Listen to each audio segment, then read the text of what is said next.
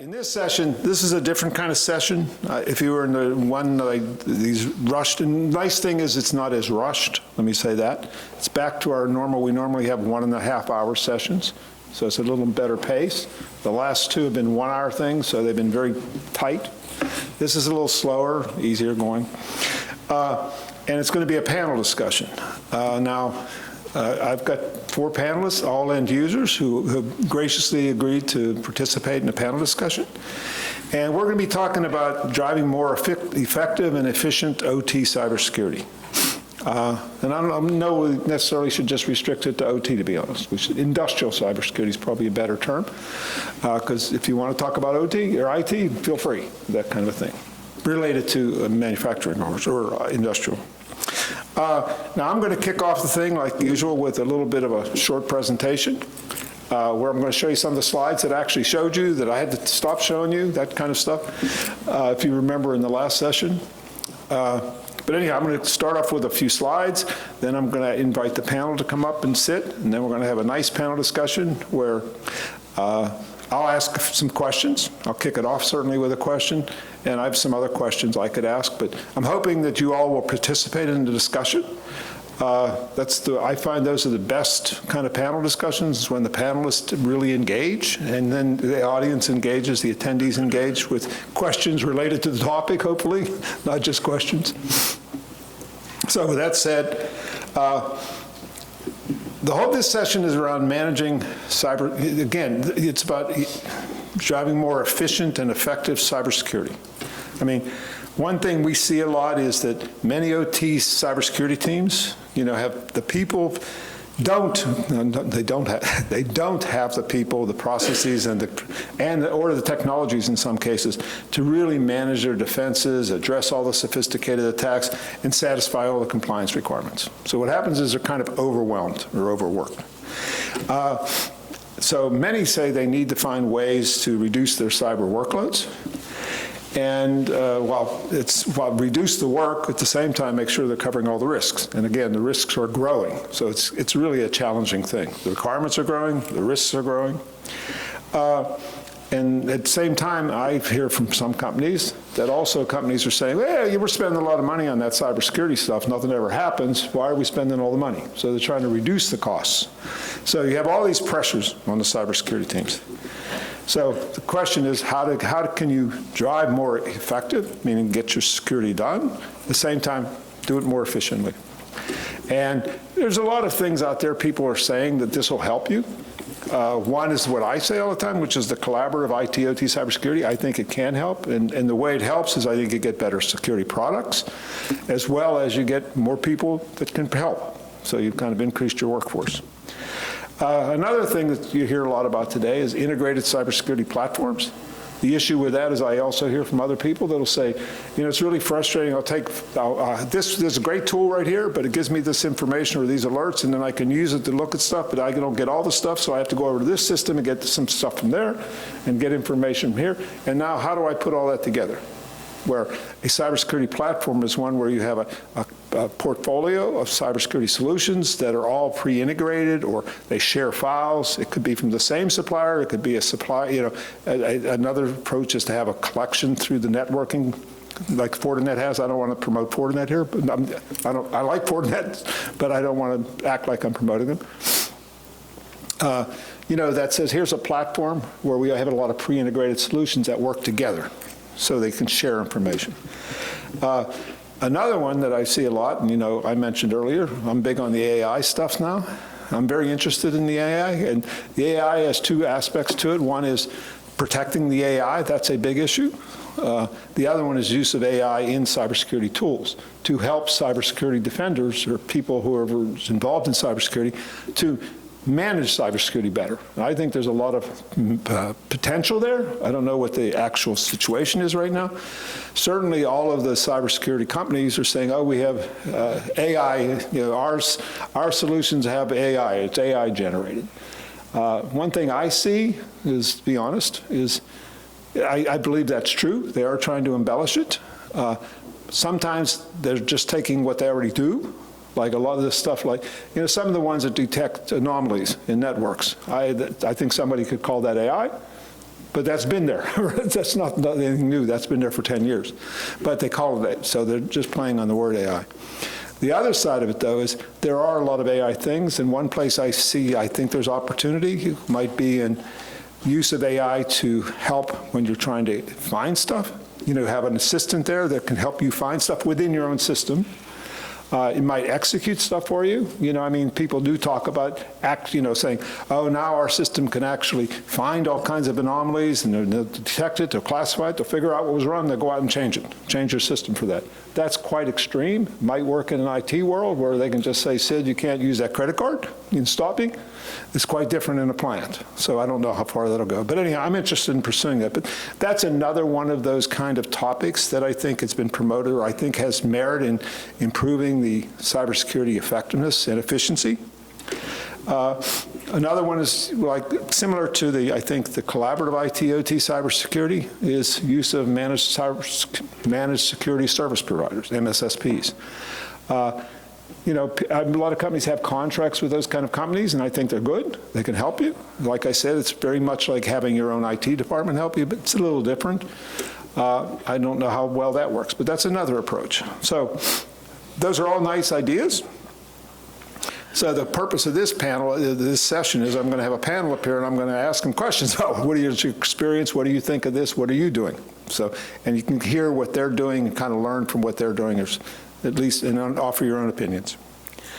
Now here's our panel. I thought I had a little presentation more, well, whatever. I didn't have some slides in there that I think, whatever, I think it's the slides I showed you before. I'm sorry, I apologize. I have like 4 sessions, and my slides have gotten all mixed up. And with this time constraint, I had to move stuff. So anyhow, with that said, I'd like to now invite our panel up here. And let me start, I'll just start because of where you're sitting. Keith is sitting right here, Keith Kolkebeck. Keith is the Vice President of Operational Performance and Technology at Veolia. Again, you can find all the bios in the ARC Forum app, so I'm not going to go any deeper. Then Rob Price. Rob is from BASF. Rob is the Senior Manager of Automation Security, Industrial Networking, and Manufacturing Execution Systems at BASF. Next one is Lorena Nunez. And Lorena is an OT cybersecurity specialist with Braskem. And then finally, but not least, last but not least, is that the phrase? Last but not least, is Leah Elias. And Leah is an ICS cybersecurity analyst with ExxonMobil. And they've graciously agreed to tell you all the secrets of what their companies are doing. Not really, of course. So now, with that said, let me just, and with my comments, let me just start off this panel discussion. Oh, first I want to give each of them, that's why I want to start the panel. I'm sorry, I'm really tired. Anyhow, I want to start off by just giving each of them a few minutes to make comments, like their own comments, whatever they'd like to say about what their background is or what they're doing, as well as their thoughts on this topic. I'm sure they have a lot of them. So, Keith, you want to start? Sure. Thanks, Sid. Can everyone hear me? Perfect. I don't have to hover over the microphone. Yeah, my name is Keith Kolkebeck, Vice President of Operational Performance and Technology for Veolia North America's Regulated Utility Division. I've been with the organization 18 years, but I've been involved in controls or technology for close to 30 years at some point or another. I run a group that's responsible for our SCADA systems, our geographical information systems, water quality, physical security, and I just picked up environmental health and safety. So this all ties together in some form or another. Just a little bit about our summary. We operate regulated utilities in 6 states, New York, New Jersey, Pennsylvania, Delaware, Rhode Island, and in Idaho. With the bulk of our customers, if you take New York City and you go west into New Jersey, north into New York, from there northwest in what they call Rockland County, and then north into Westchester, we serve about 1.6 million people in that general vicinity, and then another 600,000 to 800,000 outside of that across our business. Cybersecurity, definitely whether it's IT, OT, is really critical for us. It's something that we're regulated on by our regulators. So just a couple of quick things. I'd love to meet the 30% of people who are IT, OT converged. I always feel like it kept saying 2 to 3 years away. It's like, yes, that's where we've been going for the last 7, 8, 9 years. And my one statement, and I always say this, is that just like health and safety in an organization, cybersecurity is everyone's responsibility. We have experienced our own internal cyber incidents, and they've 90% of the time have been related to somebody's, phishing scam, or could be access through, multi-factor authentication, various ways that it is on everyone's responsibility across the organization to be aware and to say something. Rob. Okay, Rob, would you like to make a comment? Yeah, Rob Price, BASF. I have been involved in IT and OT networking for about 40 years. I was in IT, traditional IT roles for about the first 20, 25 of my career, and I've helped build and manage our industrial control systems security platform at a global level, and I manage it for Region North America, so that's about 120 plants across Region NA. So I've been doing this quite a while. We have a pretty good, I wanted to see the slides that Sid presented at 1 o'clock. I don't know how many people in here were at the 1 o'clock and maybe saw some of those numbers that he put up about convergence, because I have to agree, I'm not a big fan of the word convergence. I don't believe that IT and OT are the same thing, having lived in both realms. I think they share some synergies. There's certainly some dependencies, but I don't know that we can equate them as being the same. So our approach has been a little bit different.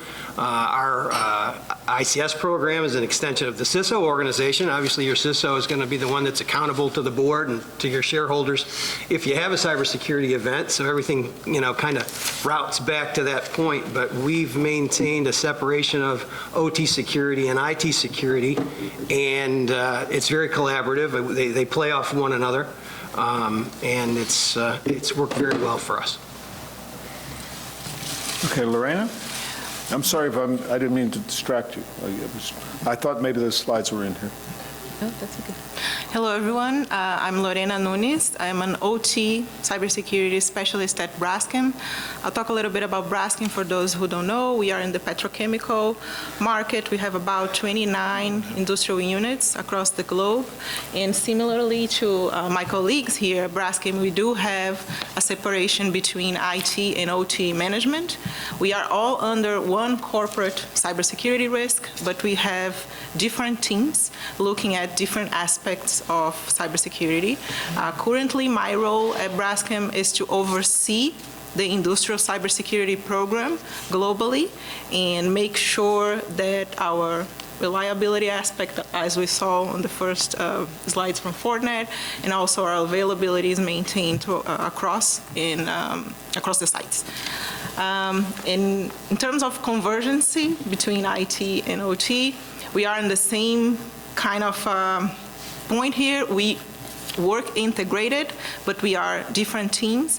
I am very anxious to talk with folks that are on the 30% of the slides from Sid, because right now, where we are, it's difficult for me to see a full-blown integration of teams without someone getting to lose their main characteristics. So I guess that's it. Hello, everybody. My name is Leah Elias. I'll start by, I grew up in the Middle East, so was raised around the oil and gas industry. But growing up, the train went choo-choo rather than an LNG kind of train facility that I got to see out in the Middle East. I am now an OT cybersecurity engineer. I started my career off in IT. I'm an application developer, so software engineering is my background, and then moved into the OT cybersecurity realm after some convincing and belief from my management, which I hope they still have some belief in me to put me up here as well. So what we do for OT cybersecurity side, I'm mostly focused on the external network connections, things that connect to third parties, internet, standalone, but have also had the ability to go out to our facilities, West Texas, areas in the Middle East, Louisiana, all those places to also deploy some of the solutions, firewalls, hardening, all that kind of stuff as well. Look forward to the discussion. I know ExxonMobil has been involved in a lot of the discussion on how do we implement the best OT security while giving the facilities what they want to accomplish, right? So looking forward to the discussion. Thank you, Sid, for having us, and hopefully we'll give some good insight going forward. Okay, I'm sorry, don't have the slides in here. We'll just have to deal with that. But with respect, let me start off with the OT, IT/OT, cybersecurity, convergence, integration, collaboration, whatever it is you like to use for that strategy. And I think you kind of said some comments about it, but if you can kind of just comment and say, you know, just remind us or remind me if you have such a program, you know, if so, you know, kind of what does it cover? What does that mean to you? Let me say that because some people, I say that and they think, oh, it means combine all of the things together into one group. Other people say, no, we're going to keep our separate groups. And that was one of the slides. It did show that, by the way. We're going to keep separate groups, but we just want to improve the collaboration. Other ones are combining, and they'll make like one single group, maybe called industrial cybersecurity, or maybe some actually do take them and put them into the IT group, or there's already an IT group with dedicated people, or you could do dedicated people, you can do cross-training. And so there's lots of strategies to do it. So I just wondered if you could kind of give us an idea of what you do, and then after that, or if you could at the same time, you know, what kind of benefits you're seeing from it. What do you think the benefits are, what the benefits are and what the challenges are? I'm sorry. I'm really having a hard time. I apologize. I'm having a hard time today. Yeah, I mean, I could kick it off. So it's complicated, right? It's always complicated. But we have a partnership with our IT group. As I said, I run the operational technology group, but our larger, you know, we have an IT group within our own business, and then we have what we call a transversal IT group. We learned a couple years ago that our team is not very good at managing IT assets, right? So we have a lot of servers, networks, workstations, you name it, Active Directory, backup solutions. We're not, our thing is process control, making sure we're running our business operationally. So we sat down and figured out where we can overlap. And the first part about that is setting up a governance process. I think it's really key to have some kind of roles, responsibilities, governance. Where do you want to go? What do you want to do? And that was probably about 6 or 7 years ago, and it's matured over that time period. We've had our ups and downs, just like everybody else. We've regrouped, and where we stand today is we still have a weekly governance with leadership. There's about 4 of us that get on a call once a week. We have a dashboard. What are our problems? What are we doing? Spent the first 2 or 3 years focusing on just change management, control, process on how that happens. You know, again, roles and responsibilities. And now we're focused on how do we take our OT system and improve it. We built an OT dedicated team of about 4 people to focus on, you know, those core components. They're OT in their names, but they work under a different group outside of my group, right? We want to have kind of that separation of church and state, if you will. And then my team's responsible for executing on the lower levels, right? They maintain the asset inventories, they maintain our project schedule, what do we want to do, how do we want to manage it? So it's been, you know, an ongoing process. I think we're finally kind of getting ourselves, you know, to a good point after this time period. You know, we've hired some key people to make that happen and, you know, developed our process, so. 2 to 3 years. 2 to 3 years, yeah, it's always 2 to 3 years, but I mean, it's always evolving, right? It's not, I say if you're standing still, you know, that's not a good thing. Yeah, I mean, when I got my MBA, there's a thing called a hockey stick. Yep.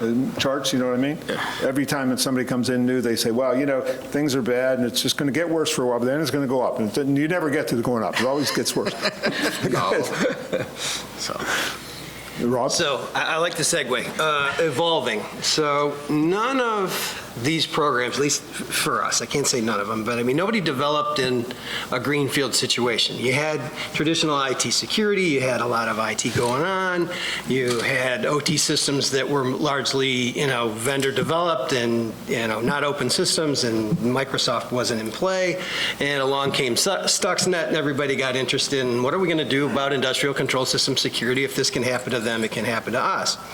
So what we did was we pulled some people. We said, okay, we need, a very smart man who's my boss sitting in the back of the room over there said, I need some expertise in engineering for our operational technology area that are people that know security, know networking, that have these skills and can teach engineers and teach our operations managers these skills. And that's kind of how we developed. And I think that's why we're two groups, but you also have to think about that the mindsets and behaviors are totally different between IT people and OT people. If you take something as simple as troubleshooting an outage, the first thing your IT person is going to say, have you rebooted it or restarted the system? And the first thing your OT person is going to say, I can't reboot it or restart the system because I'll blind operations and we'll have an upset in the plant. So I don't know how you put those two together effectively and call them the same thing, but these people can learn from one another and collaborate. And I guess I would say if your OT people start thinking exactly like your IT people, you need some new OT people. That would be the first thing. You got to be careful there. It's a slippery slope. That was his Convergence. What are we converging? From picking up synergies, again, it all stems back to the CISO, as I was saying, and that's where we get a lot of our funding and a lot of the corporate governance stems from there. So we're trying to get to the point where we have a consolidated policy framework for corporate policy. But as you said earlier, you have to make sure that you don't give up those controls that are core to your OT processes in trying to make it look like your IT process. And it's a very difficult thing to achieve. And I don't know that we'll have it in 3 years, but we've been working on it for a few. So it's kind of how our system is set up. Lorena? So here, so at Braskem, the way we try to kind of solve, for now at least, this problem, this dilemma, is we built a team of OT infrastructure personnel. They respond to the automation of the industrial control systems team, but they came from an IT background. However, they are on a day-to-day with the automation engineers, with the process people in the plant. So they, now it's been, maybe 10 years that we started this process. So they understand, they kind of were converted from the IT world to the OT world. And now they are kind of the bridge between us and IT, because the same case that Keith mentioned in the beginning, these guys, the OT folks were really focused on the process and keep the plant running, and didn't have the skill set on the computers, which basically are IT assets that we are managing to use in an OT function. So what we did there was that from the ground up, but from top down, the integration started on our vice presidency, which it's the same vice presidency for automation, IT, and digital technologies. So we are responding to the same group, so we have the same focus, the same targets, and cybersecurity is managed through a corporate risk. So the governance from top down helped this strategy bottom up kind of consolidate. Are we perfect? No, we have several struggles. We are not a greenfield plant. Braskem was built by the acquisition of different plants around the world, so different systems, all kinds of OT providers that you can imagine on the plant field, and we still have issues. In some cases, machines that legacy were in the IT network and are still being migrated to the OT world get intervened by the IT folks. And I'm going to give you one example. In one of our cracker plants in Brazil, we had this issue. This legacy machine was still on the IT network. We were evaluating the way to move that to the OT world without causing impact. And then for some reason, IT identified that machine as an offender. And they simply took it out of the network, and we had operators working manually on a very critical process. So we still have communication gaps that need to be fulfilled, but at least everyone looking at the same goal, the same risk, is helping us to have these conversations and get there. I think we've all been there. Leah? Yeah, to highlight what was already said as well. I mean, I was even at a point where, I'm coming from the IT side, being trained, the idea of bringing people from the IT and the OT and interchanging them, right? Allowing them to have the experience on both. I think that's invaluable. But still, to this day, right, when we go through training programs and the question is asked, well, you're an operator and you see something move that's not supposed to move, what do you do? My initial gut reaction, right, as an IT person is unplug it, disconnect, that's it, no more, right? We're not going to interfere with this, which is a different mindset than what the OT really should be teaching. So I think IT and OT will always have that tension. To this day, ExxonMobil, we're still two separate. We work together. We've had challenges where we've been utilizing an IT solution, and IT will move to another solution and forget that small component that we were using, and then OT is left to figure out what we need to do. So I understand where that distrust comes from the OT perspective. One thing that I've really liked that ExxonMobil has done is do more of an OT convergence, because even within OT, cybersecurity is still a separate entity from the engineers that we have out there. I can say that there's a solution out there and deploy it to facility. I can be sure that some of those facility engineers aren't going to be happy with me, right? Because I'm deploying a solution behind a desk, and I don't understand their pain points. Even though I've been out there, I've gotten to experience some of the struggles they go to. But now within ExxonMobil, we're bringing some of those facility engineers, some of our experts, into the cybersecurity realm. So we're not just OT cyber on our own, but we're OT engineering as well. So that's worked really well for ExxonMobil. Because of this topic, it's one of my little pet topics. Does anybody have any questions about this topic? Because I have some other questions, or any other questions to the panel? I mean, I'm happy to get you all involved now.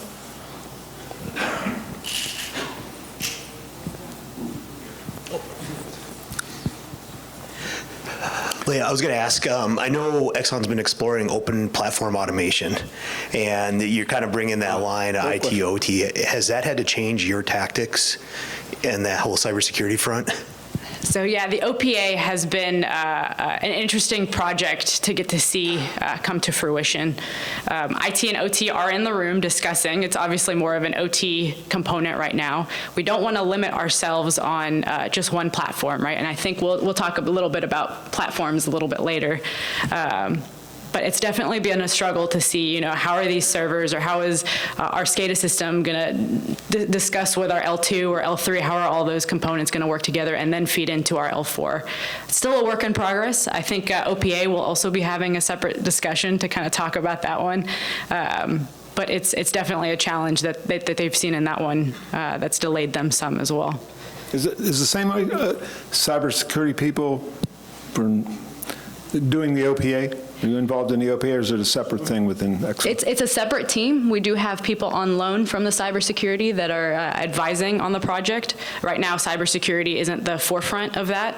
It's more, let's get it working, and then cybersecurity will come into play, but we are advising on that level. So you are involved, at least people are getting involved? Yes. Okay, it's not something separate. There was another question right here. No, thank you. No.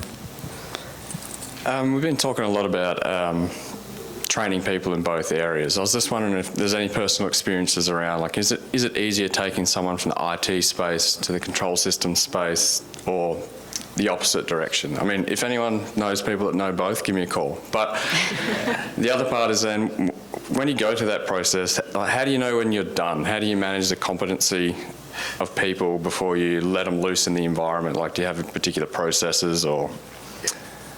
Yeah, I mean, I think it's really dependent on the person. I think you need to have an attitude. I think everybody on here, one common thing is we did start, I think, in IT in one way or another. I worked in IT in the banking industry for a number of years before I worked my way over to, process control side. But it really depends on the person. There's some people that are just kind of stuck in their ways, and that's what it's going to be. And then we've hired people that have come in, they're willing to, put the boots on and go out into the field and get dirty and talk to the operators. And it's really a skill set. You have to have the ability, I call it boots and suits. You need to have the ability to talk to the frontline staff, educate them what's going on, listen to them. They're extremely intelligent people. They operate those facilities all the time. And they know when something's not right and what's not. And I find that if you just have an education, change management is key. We spent, I think my last talk here is we talked about implementing a endpoint detection and response platform within our SCADA environment that, I think we touched like 700 servers and computers. It was a big effort. It was all change management. The deployment of the technology, the testing of it was very minimal. It was the education of what we're doing, how we're doing it, and when we're doing it. So I think you could take a person from either or and swap them around. I tend to find the OT people are a lot more inquisitive about what's happening in IT, and they're not so much niche. They're not focused on servers or network. They have kind of a broad experience across it. So again, I think it's dependent on the person. Okay, I got to jump in here. Yes, we created a role. We called the role Officer of Automation Security, because in BASF we call ICS security or OT security automation security. It was born that way. It's a term that we use internally, so automation security. Every plant, so these plants are all, every site has a site manager. Site manager has the accountability for cybersecurity for their site. In order to make sure that corporate policies were being covered, that requirements were being covered, we formed this OAS role. OAS role is a site role, reports to the site manager, has a linkage there. We created a training program, and we went out and we trained all of our OASs, and we made sure that it's a named role, and you can't not have one, because no firewall rule gets implemented on our stage 2 firewall without it being reviewed by the OAS, because they're the person that's responsible for the networks that are behind that stage 2 firewall in the plants, and they are the line to the site manager who, your certificate to operate. So we created that role. At a business unit level, we took it a step farther. So these OASs are kind of coordinated by somebody in a business unit. Maybe you got 8 or 10 OASs. The BU level OAS has to take SANS ICS 410 and get some other education, and has a direct link to our cybersecurity teams, to our CERT team, to guys on the IT side, people on the OT side, my group specifically. We have a coordination role within my team that is the OAS coordinator for all of North America, so he handles 120 of these folks that are out there. And anything that changes in an architecture has to go for a review, approval, anything like that. So yeah, we have a fairly good program for trying to make sure that we've taken people that knew OT, that, ops managers, core process people knew that side, and educated them on the IT skills. I don't know that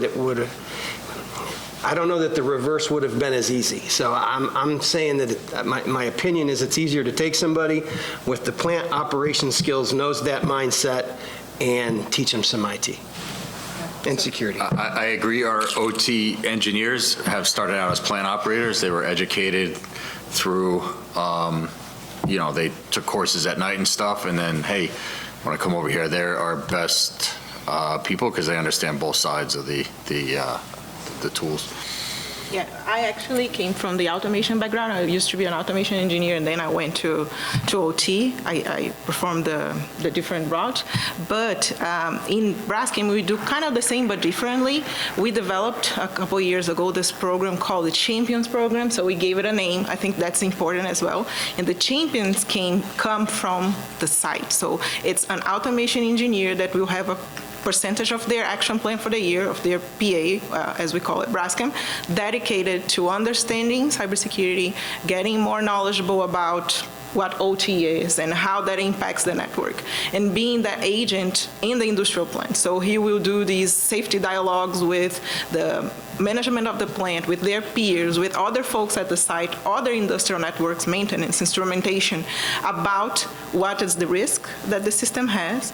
And it's been fairly successful, I'd say. We still cannot see a lot of metrics on it because it's pretty recent, it's 2 years, but you can see the conversations that initially we didn't have at the field when a new project's being launched, or when someone wants to connect a 5G sensor that will measure such and such in the plant to a cloud from a vendor that we've never talked before.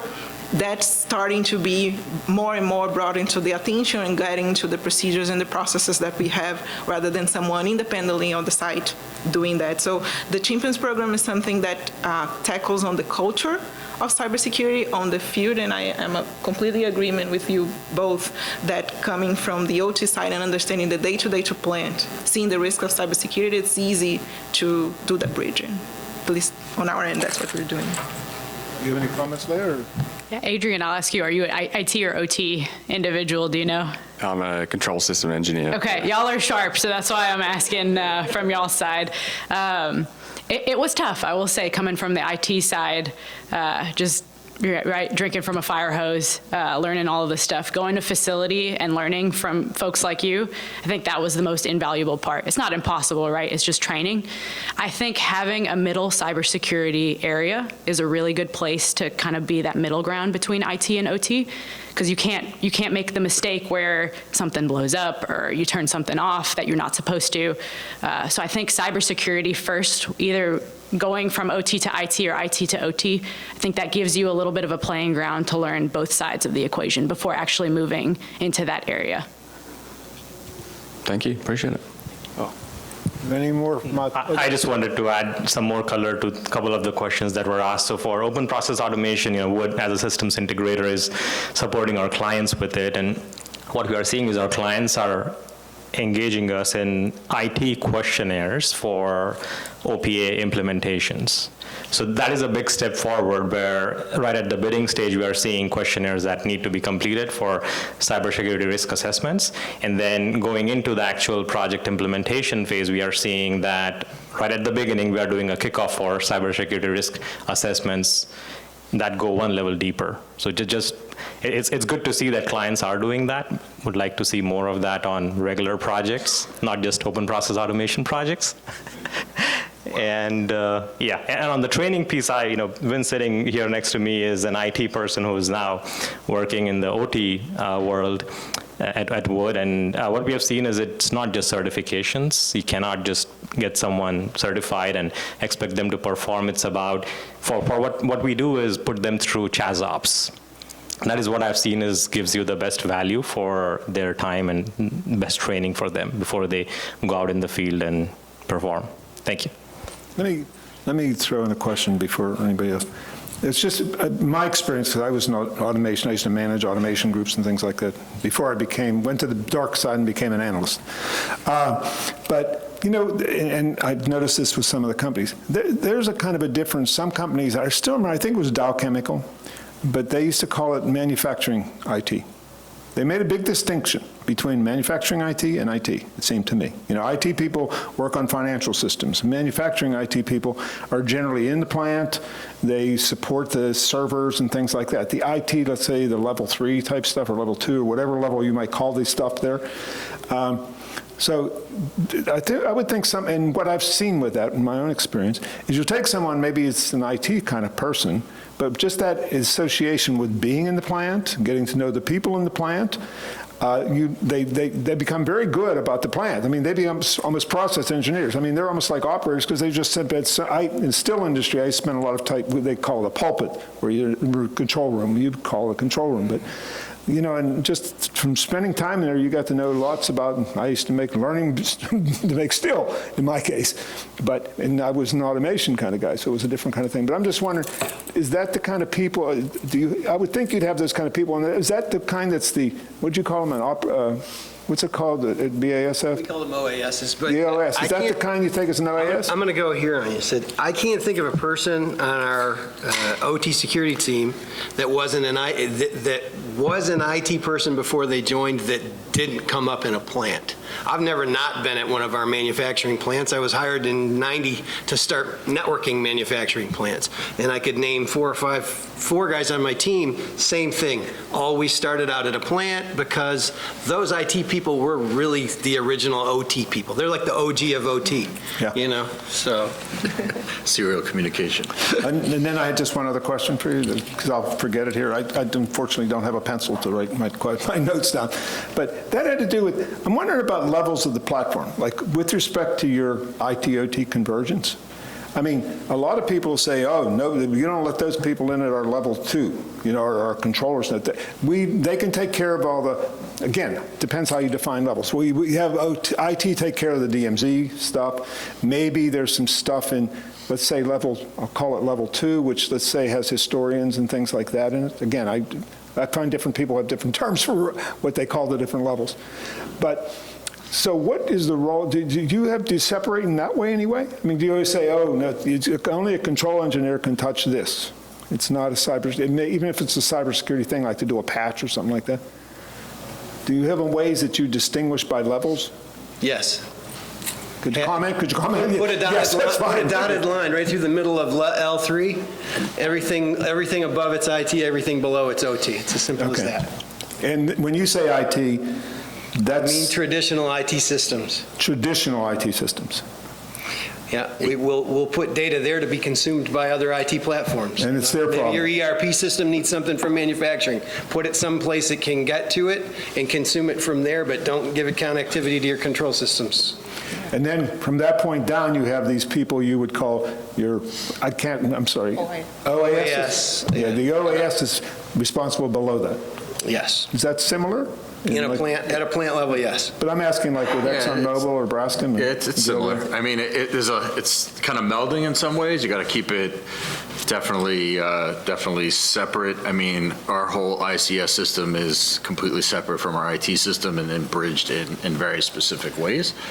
But it's building that, you know, there was a story earlier where someone moved a computer and then IT isolated it. I think we've all been there, right? Whether it's just even as simple of connecting to those data systems that go on is that, we made a DNS change. It's my favorite words. If someone puts it on a slide, low impact or no impact, they know those are my trigger words in a meeting because you have to treat everything that's going to be high impact. You need to understand what the change is going to do, what the impact is, who needs to be notified, and how it's going to be rolled back if there's an issue. And, you know, that communication piece is really hard to translate. And, you know, one of the big differences, you know, our maintenance windows on our side are 9 a.m. on Monday morning or Tuesday morning. It doesn't make a difference whether you do it Saturday night, or it does. It makes a difference that we have everyone on staff on Monday morning or Tuesday morning. It's not like Saturday night at midnight where we're running a skeleton crew. So we're 24/7, 365. So. Any other comments, man? No, it's pretty similar. There are some keys that we don't give to IT and some keys that IT doesn't give to us in terms of separation, but we have to coordinate when we need to communicate with the external world. Okay. I wanted to ask you, what sort of stakes in the 3.5 design do you prepare to staff in your organization? What kind of, sorry? What sort of stakes in the level 3.5 Stakes? design? As in, like level 3.5 ownership. Ownership, okay, that kind of thing. I That's couldn't tell if OT. you said states or states. OT, yeah, that's the process control. You mentioned 3 and above. Yeah, well, we don't do a lot of differentiation to 3 and 3.5. And I would say that as a matter of practicality for us, we call level 3 a shared area because there are some things that are going to come down from your level 4 network and reach into level 3. There's certainly a lot of data that's being pushed up from level 2 to level 3 from our, process systems. So we collaborate a little bit better in that space. IT manages, I'd say you got a stage 1 firewall above level 3 and you got a stage 2 firewall below level 3. Our IT systems people manage what's on the stage 1 firewall, but again, anything that's going to reach past the stage 2 has to get approved by the OAS role or by someone in OT. So you end up with this kind of, we call it an IDMZ, internal demilitarized zone there, and And that's where we park systems that are, the only reason something should exist in level 3 is if somebody from level 4 needs data from level 2. That's kind of our design criteria.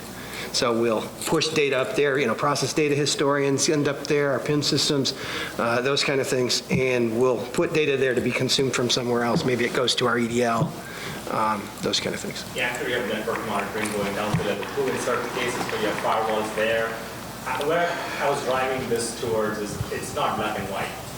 That's getting awfully specific to questions I would or would not answer, like whether what we're monitoring and where, and certainly wouldn't get into how. Thank you. Okay. Hello. I've been covering, network segmentation and evaluating network traffic and, frankly, IoT, OT convergence for many years. Is there any just 2 or 3 specific best practices that the panelists are doing for cybersecurity right now that they would recommend to people who are maybe not as far along the learning curve? I think a best practice for us is we're continually assessing ourselves and where we are. So we have kind of a 20 checklist and a maturity assigned to each of those 20 areas, everywhere from roles and responsibilities to backup to third-party integration. But also we do a lot with having third-party assessments come in and really test our thoughts on what we think is good and not, and it's usually surprising to find out the holes and the gaps we missed. We're not perfect, so I say in our organization, don't fear the audit. Open it up and let's share. But I think that's a key piece. It's not assess yourself once and you're done. It's assess yourself, make an adjustment, make a fix, assess yourself again.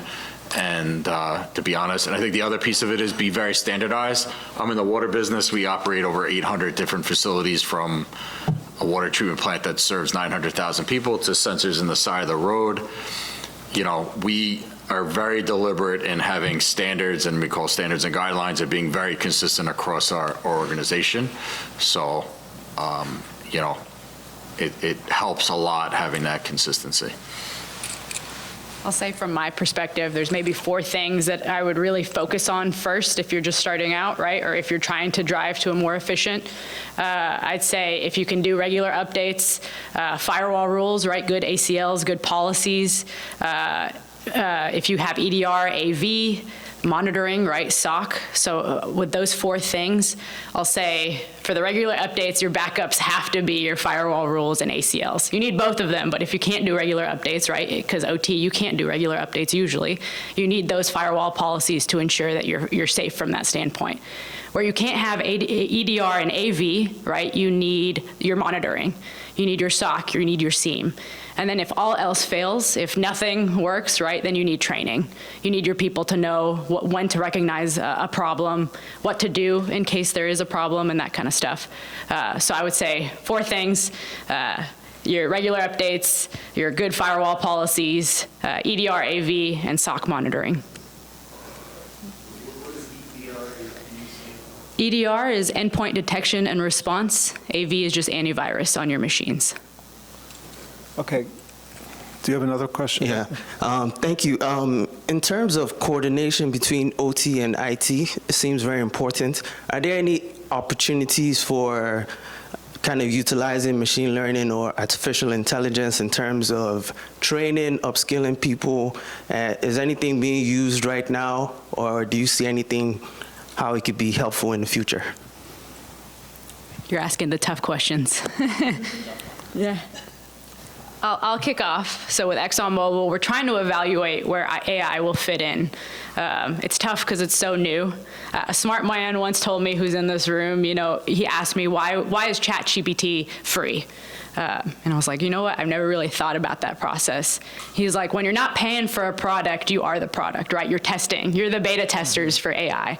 So I think there's a long way we still have to go for AI.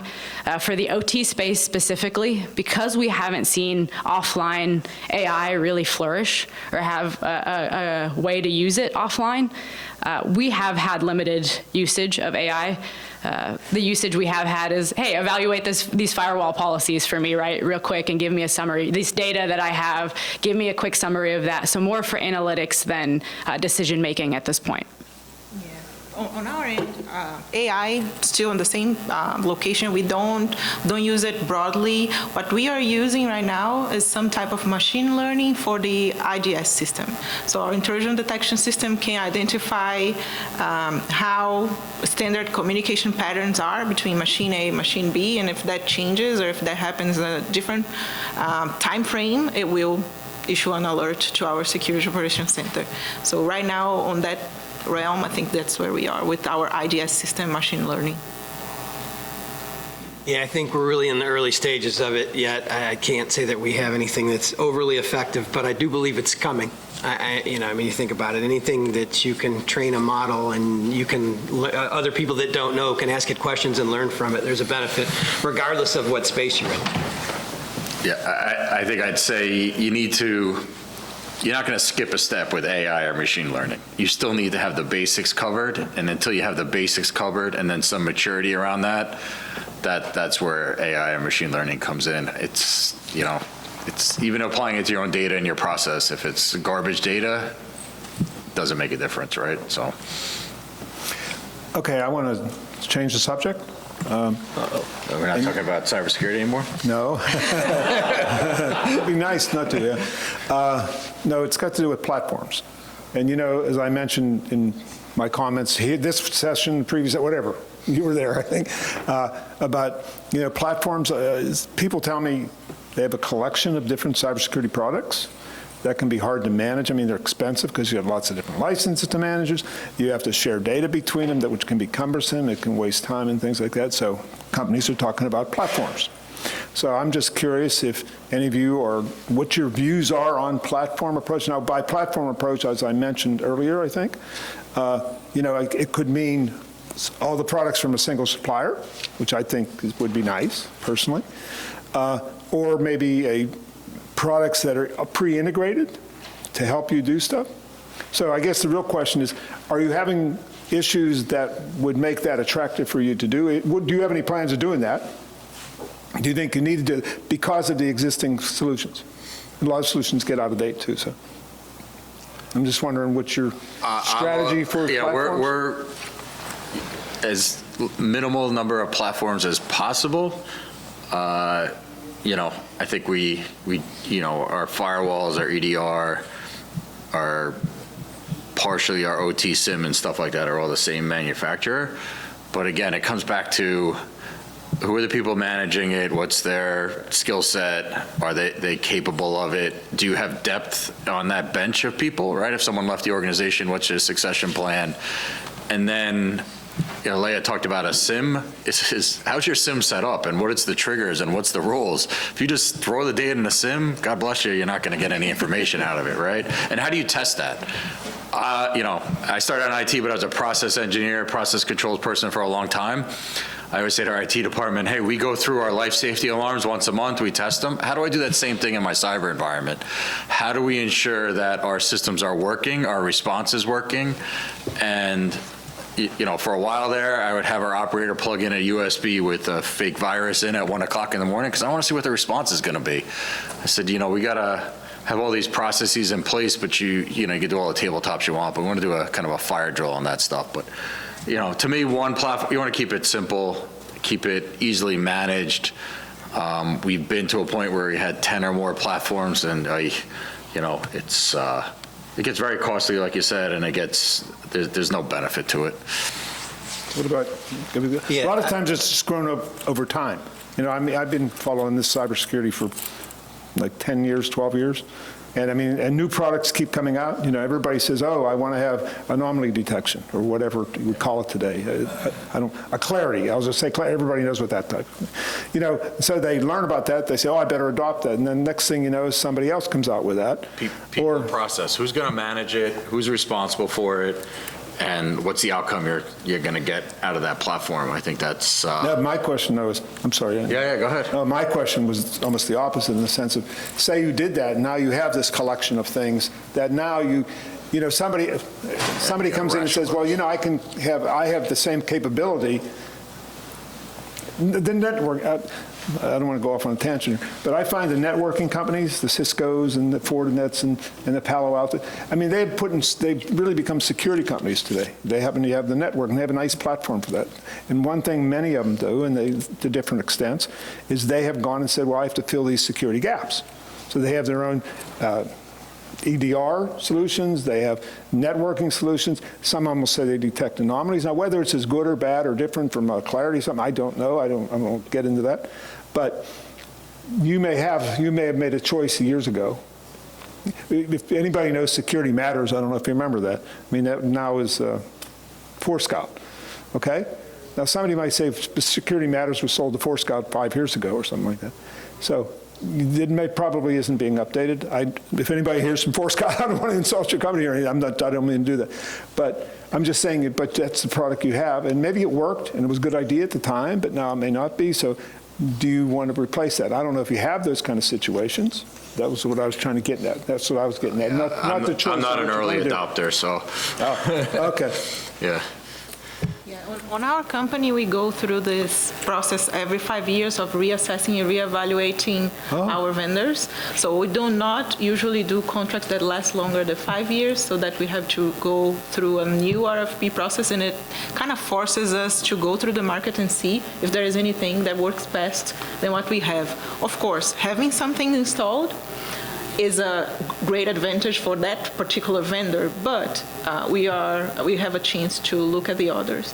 And I think in the OT space, we are kind of limited as well by whatever the OT manufacturer allows or homologates us to install in their system without having any kind of issues.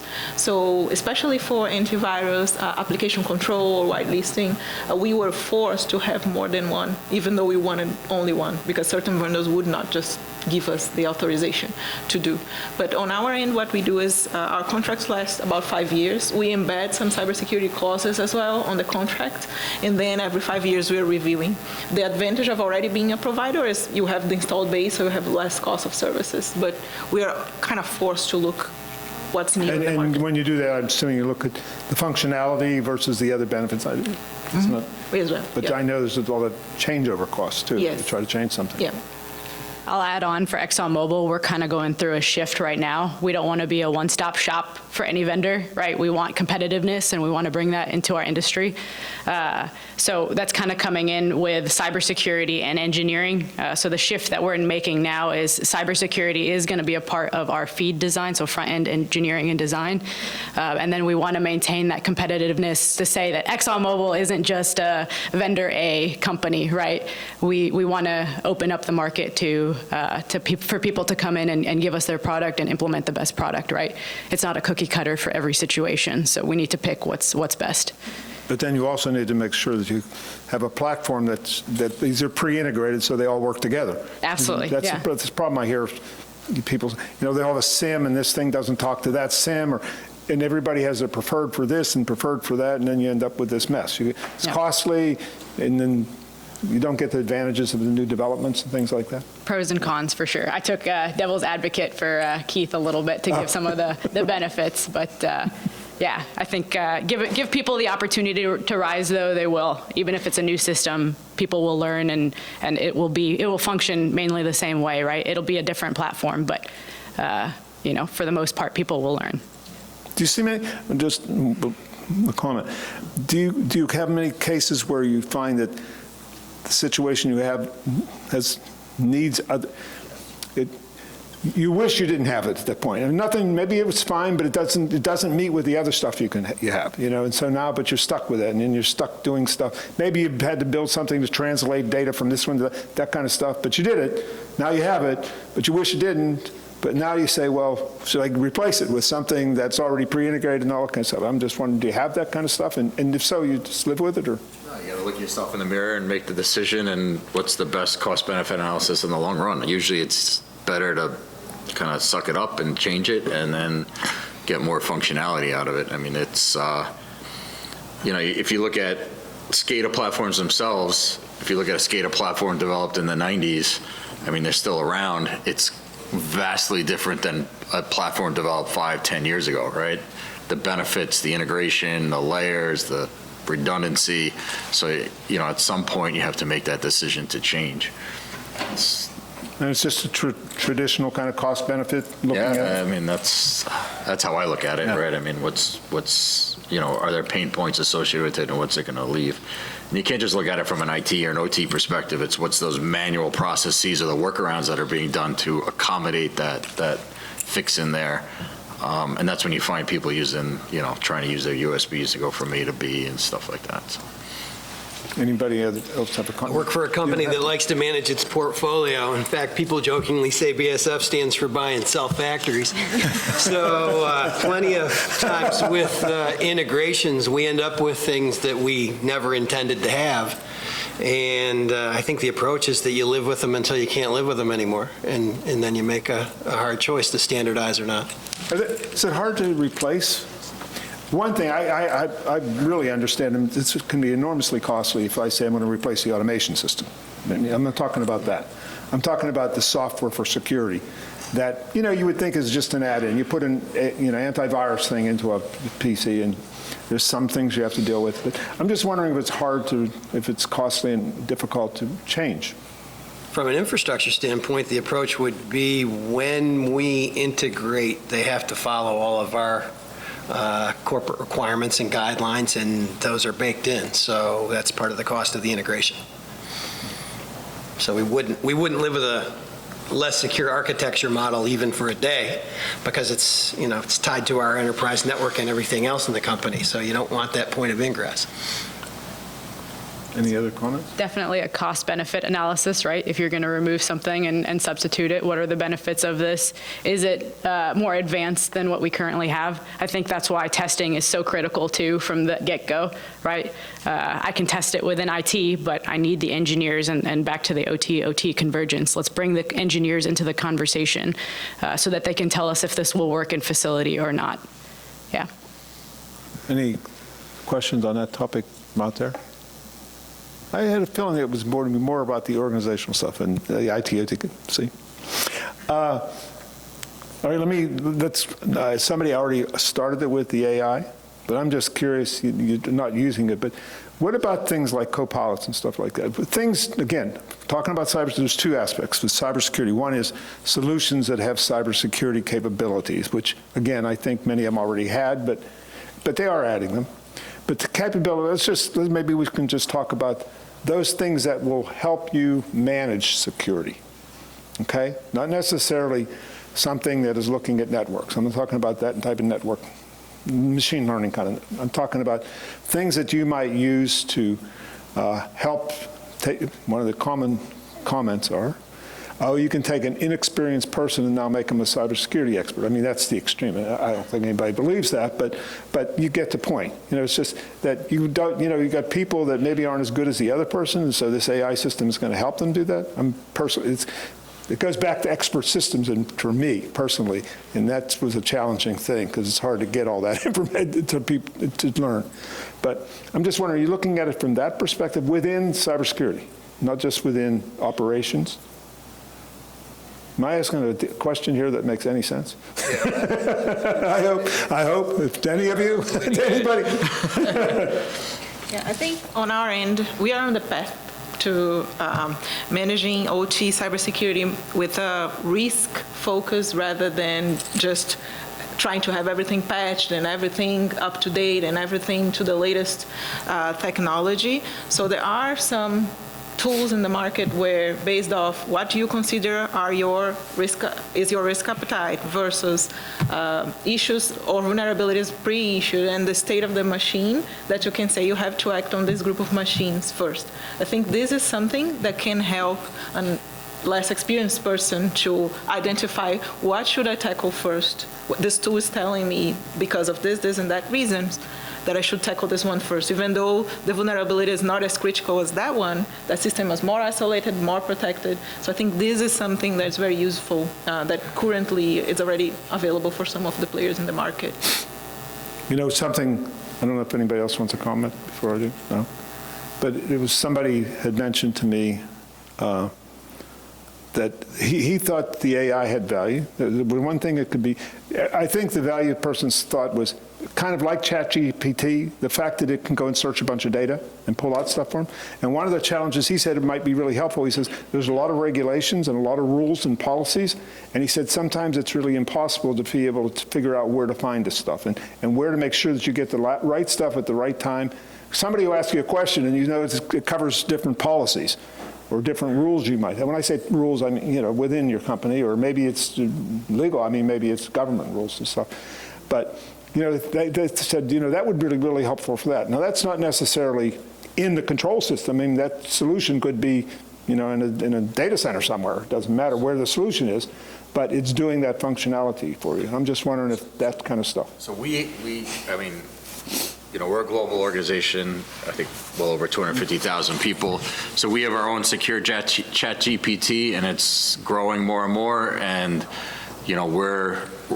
believe it or not, we use Google as our platform for everything. So it's going through that and learning. You can get fairly detailed in what's our policy around, OT infrastructure, and it'll give you the different policies across the globe. I mean, I use that almost on a daily basis, right? But it's not linking to any of our data. It's not linking to anything in our OT system. It's just using the documents that are shared globally within our organization to do that. I do see where it's going to come in and do advisory services, where you take that Gen AI. This is all the information about our plant. I mean, we're water plants. They're pretty traditional. This is how it was designed to operate. This is how it's operated over the last 10 years. This is how it operates on a 90-degree day, a 0-degree day, a drought, rainy conditions, and advise operators maybe more real time on, hey, this is how you should operate for that day. But reaching beyond that, I don't know. We'll see how it comes in. I think Leia's point on, it's free right now. So when someone comes and they want to charge a lot of money for it, then something's up. Any other? I think no matter what with AI, we're just going to need oversight. So I think it's incredible, right, that we can do this, but you're going to need somebody watching and making a determination if the data that it's giving you is in fact what you should be doing. Anybody have questions out there?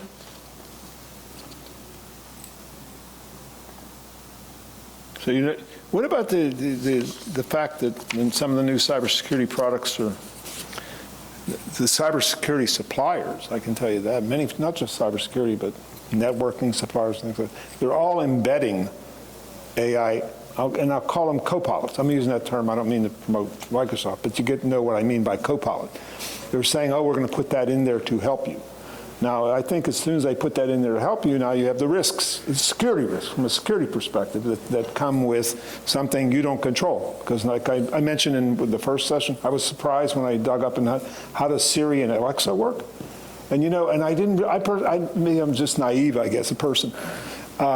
That it did so much communication with external things. I mean, it goes out to like Apple, it goes out to the Apple site, and the Apple site might go to some other, maybe it goes to ChatGPT, maybe it goes to whatever, somebody's parsing it, somebody's got the information, it's going all over the place, and all you wanted to do was get a simple question. Now, if you're using that inside your plant, you have all those kind of risks there of things being compromised that you have absolutely no control over, right? Models, you don't know what's going on with that. And what was my question now? I'm sorry, I'm really tired today. What? Yeah. But now you have people coming in saying, I'm going to provide you a new product, and it has it embedded in. You worried about that or not worried about that? Do you think it's a good idea? Do you want, does the copilots, I'll use copilots. Does the copilot stuff really appeal to you? Not. Number one. Number two, are you worried about the fact that it comes because you're not going to have a choice if you use it? I think it goes back to what you said about it can help you arrive at a conclusion, but don't let it make the conclusion for you, right? I mean, there's always going to have to be some checks and balances. You can only trust a machine so much, right? Yeah, and I think the gentleman's not here anymore, but it's supplier management too. I mean, we have a pretty big process of going through and checking, especially if we're using a hosted solution or something along that lines, regardless of OT or outside of it, but, a lot of these things are pop up. It's pretty quick. They stand them up.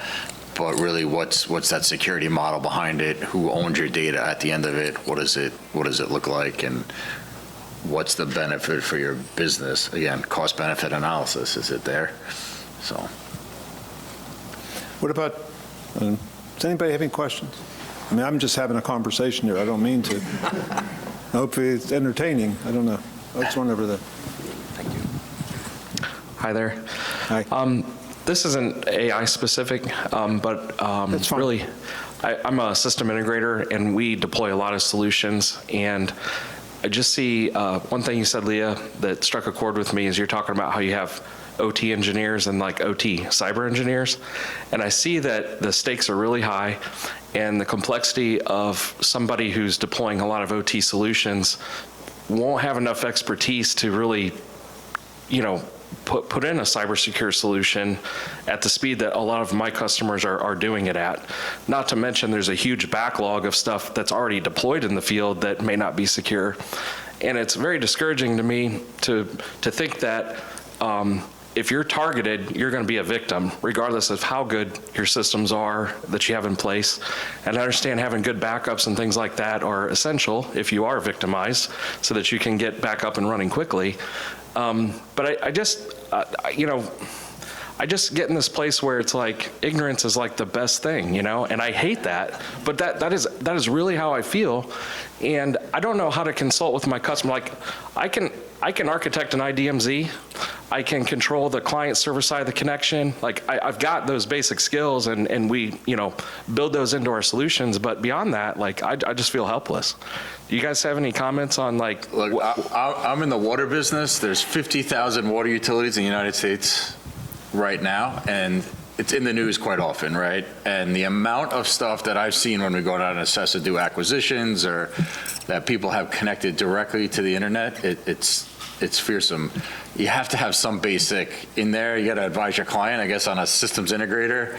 How do you cover your own self, right? How do you reduce your risk to your business?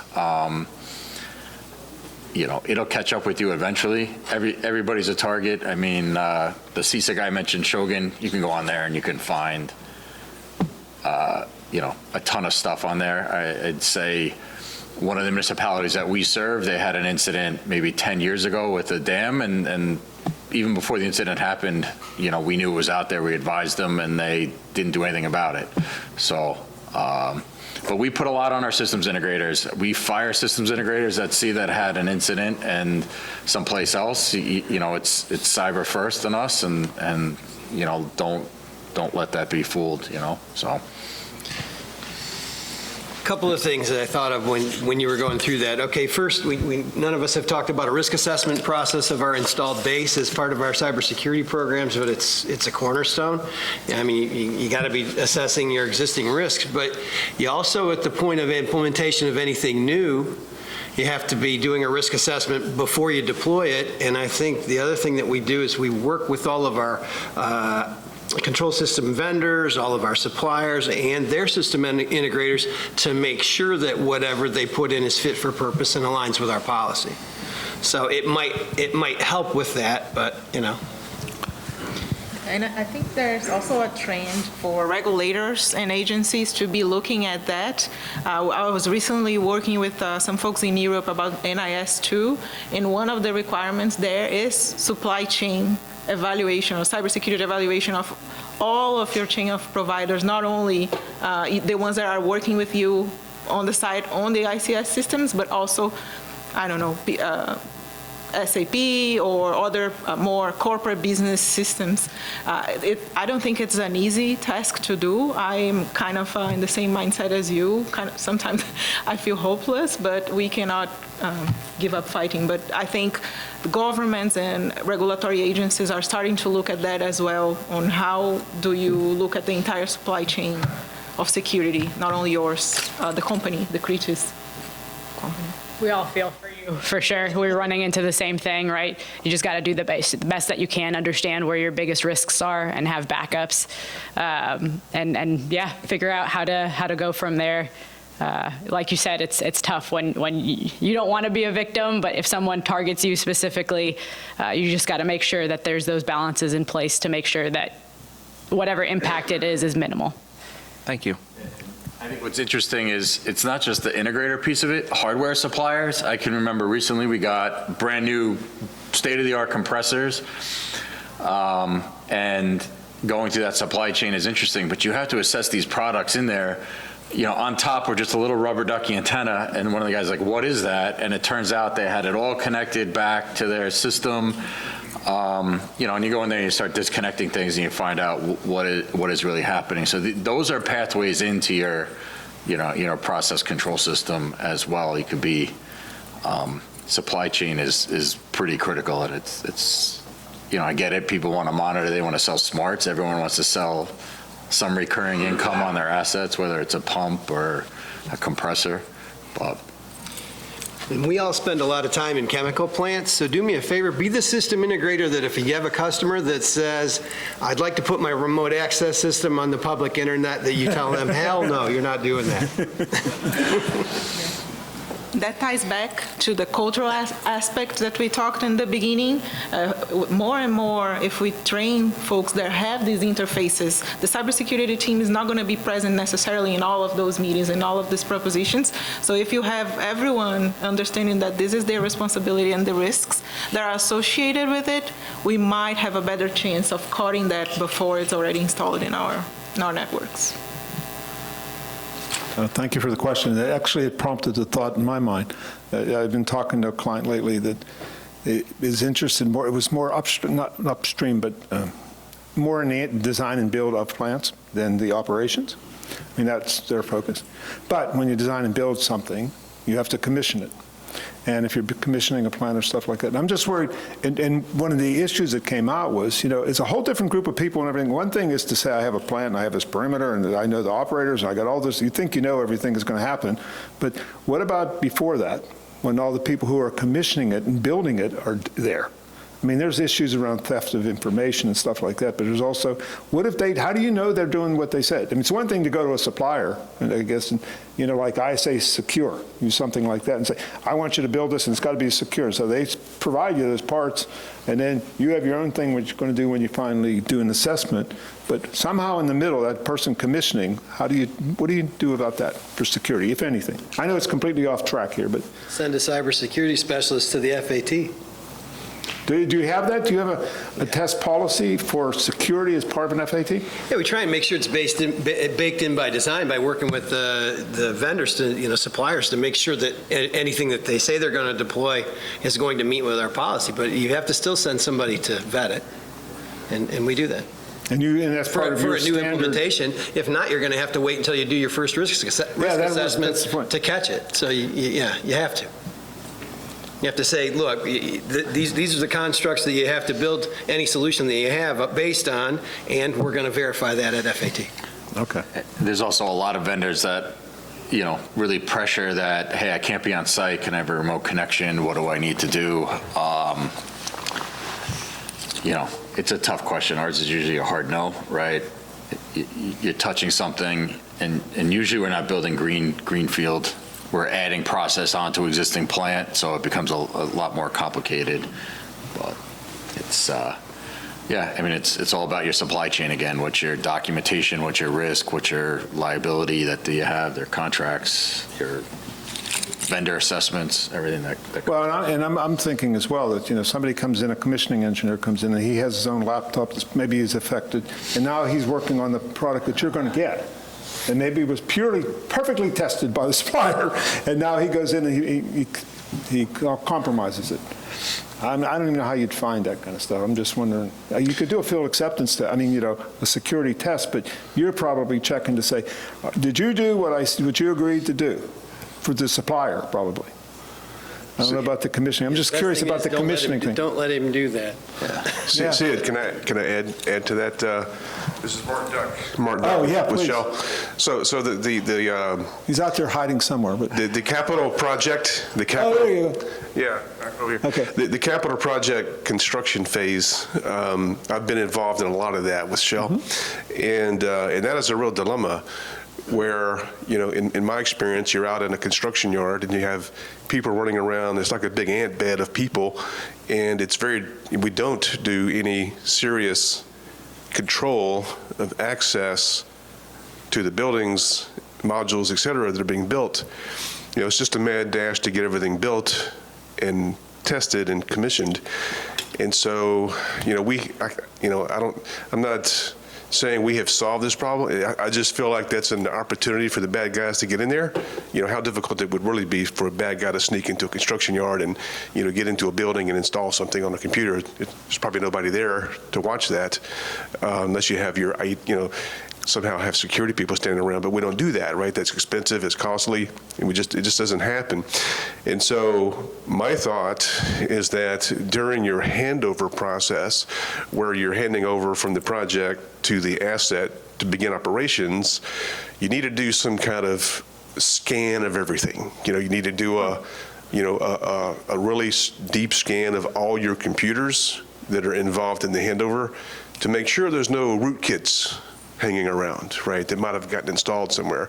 But anyway, that's my thoughts on that. Not to say that we're actually doing that all the time either, but that is a real opportunity, for the bad guys to get stuff inserted into your equipment before you go into operation. Well, and I think there's other vectors of attack right now. So I'm from New Jersey. Everyone knows about the drones, but I mean that's been, an issue on multiple occasions. I mean, people just curious of what a plant looks like and stuff. So earlier I mentioned ChazOps, that we use the methodology to do cyber risk assessment.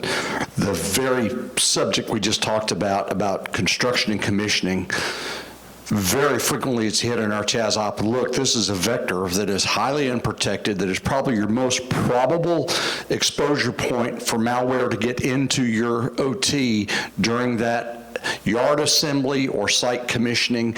And frequently in our risk assessments, in our ChazOps, we've got action items that we've got to take away, that we've got to find either technology or process, because what we're finding is administratively it's unmanageable. When you're winding up doing an integration for a large scale energy facility, there are too many people for you to try to do it manually. And well, that'll be an action item to take away. Then we wind up having to investigate, are there technology solutions that can help that? But it's a big deal, because we're going down the design line, we're checking all our boxes, and then nobody's thinking about, hey, when we go to put this together, I've got 27 package vendors are all going to show up with their own laptop, with their own USBs to commission what they think is their equipment, but it's connected to an integrated system.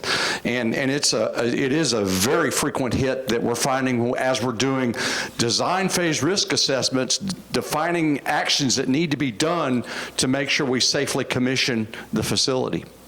Yeah, as you were talking, it made me think that, it's kind of, I can just picture too, you get everything connected, they test to make sure it runs, and then your cybersecurity goes in and gets that machine learning for the network communication, and it learns that network communication perfectly, except there's a lot of trash in there, people doing things you don't want them to do. And you've learned it now. When they don't do it, then maybe they'll tell you when they don't do it. I don't know, but I think it's a real hole. It's just an issue that came up with somebody.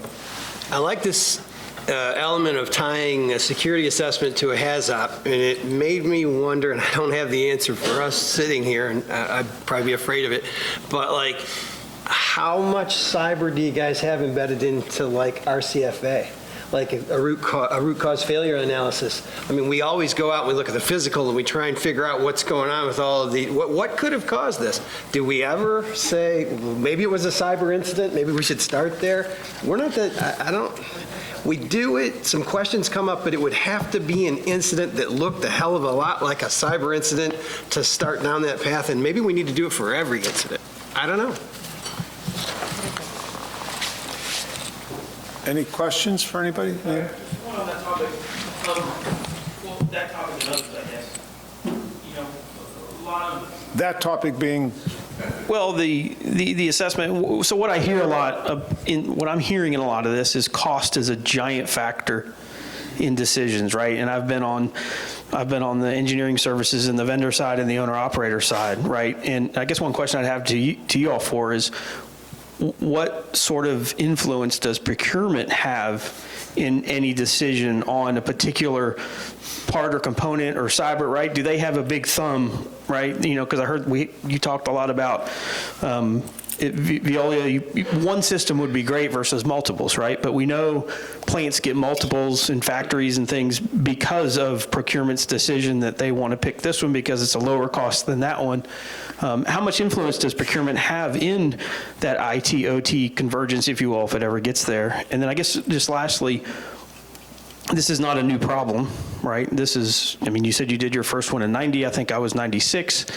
And we had to deal with it in 1997 where IT came in and rebooted a server on a Wednesday night because, you know, it fell into the mail, but no, it's not mail. They deal with it 3 weeks. What are like the top two things, if you could pick? I hear a lot of, this is the way we've always done it might be an issue, right? Somebody plugged something in because they wanted to.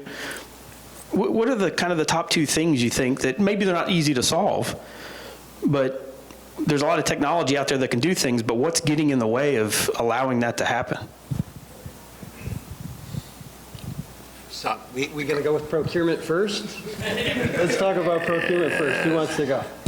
Is your procurement, how much influence do they have over what products? I mean, obviously, cost and resources is always the issue, right? That's sometimes what we run into with HazOps is we're dedicating a lot of resources to this one location. That's why we started going with a little bit more, let's look at the requirements that we have and provide that to our vendors early. So even before you bid, here are requirements as part of the package. Tell me that you're compliant with everything that's going on here before. And Rob, I totally agree with you. I love the fact that cybersecurity should be involved with FAT testing. But I think we can be involved earlier on to determine in these network diagrams, right, that we're looking at, is there an issue that we should be worried about early? Cost is definitely one of those issues, right? I mean, we need to look at that and evaluate of everything else that we have. Is this really the best solution, even though it's the most expensive? Or is there a cheaper option that we can live without and then add, you know, going back to platforms, add our own individual products in there that will bring it up to that level? And can we get to that point where we're still profitable, right? Yeah, I think it's a hard question, right? We're all going to face it, and procurement is going to get in the way. Separate teams, right, again, and we have to convince them that this is the best solution because of these. Absolutely, yeah, so.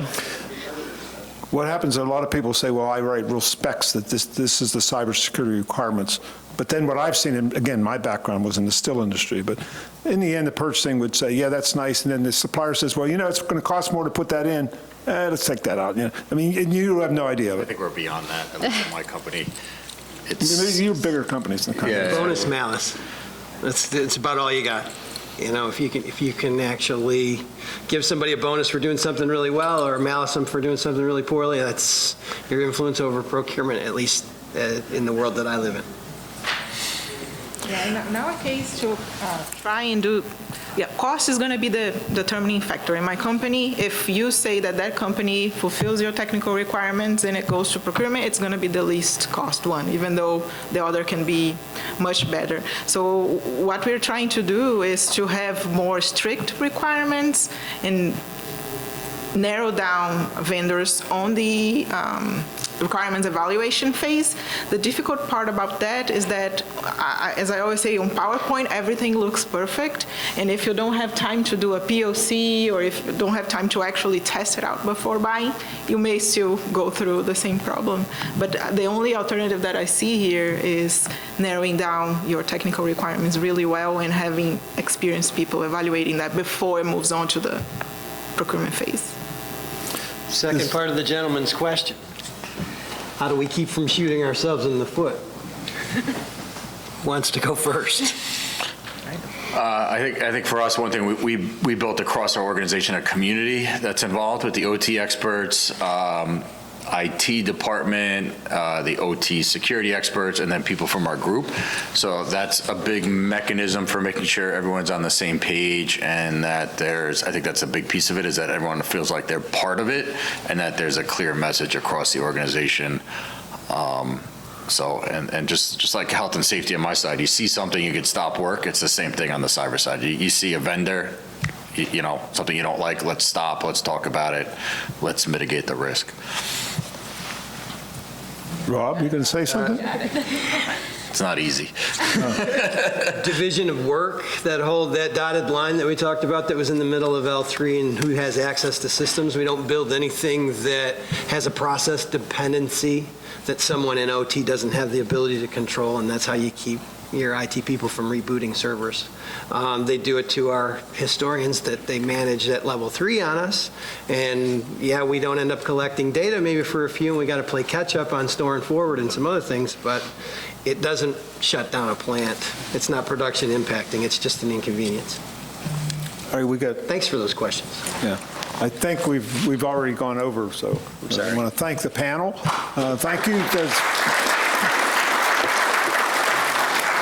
And thanks to the attendees for asking the questions. And remember the survey in the app, if you do that. Just go to the session in the app and you'll see a little thing to rate it. Give us our 5s or whatever it is. I don't know how it works, actually. We want 10s, right? Thank you so much. That was good.